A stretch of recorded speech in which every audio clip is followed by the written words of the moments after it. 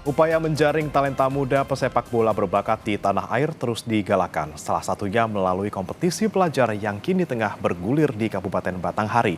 Diikuti ratusan siswa mulai dari tingkat SD hingga SMA, gelaran Jambi School Football League atau JSFL 2026 menjadi wadah regenerasi atlet di Jambi. Kabupaten Batanghari resmi menjadi tuan rumah perhelatan final Jambi School Football League tingkat provinsi. Ratusan pelajar dari berbagai penjuru Jambi berkumpul untuk bersaing menunjukkan kemampuan terbaik mereka di lapangan hijau.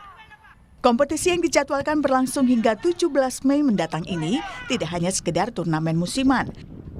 JSFL dirancang sebagai sistem pemantauan bakat potensial yang nantinya diproyeksikan untuk memperkuat skuad sepak bola Jambi di kancah nasional.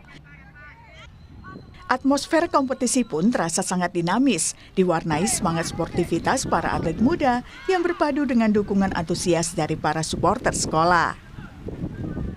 Kalau ada hal-hal yang kurang, kita evaluasi sama-sama.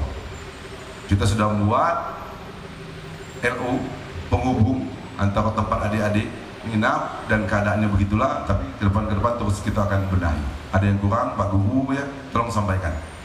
Karena kalau kekurangan itu kekurangan kita bersama dan kelebihan itu kelebihan kita bersama. Sama-sama kita ubah, sama-sama kita sempurnakan.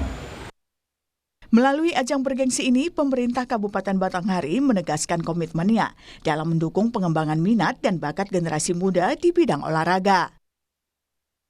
Tak hanya mengasah kemampuan teknis, kompetisi ini juga diharapkan menjadi benteng positif bagi para pelajar untuk membangun karakter tangguh dan mental juara yang sportif.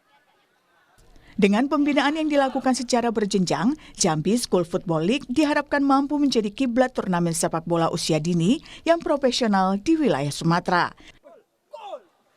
Serta melalui ajang ini dapat melahirkan bintang-bintang baru yang mampu mengharumkan nama Indonesia di level internasional. Tim Liputan, Kompas TV.